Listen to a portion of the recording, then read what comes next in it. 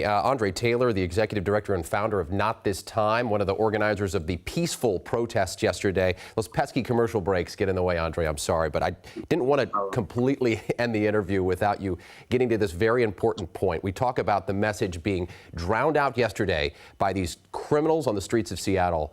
What was your message? This is your moment. We have a minute. What is it that you're trying to get across? Well, I don't know if the message is drowned out. I don't believe that. My message to Seattle and Washington State is remember who you are. Remember that it was our state that got the first and only police accountability law in this nation, 60% of the vote.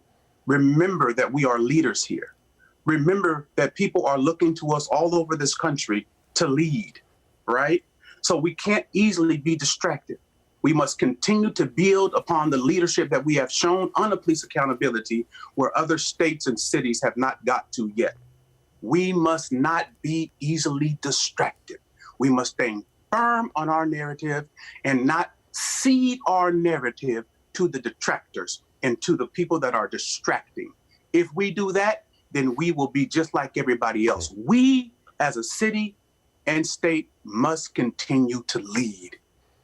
Andre Taylor, this morning, founder of Not This Time. Thanks so much for being gracious with your Sunday morning. Yeah, we'll see you soon. All right.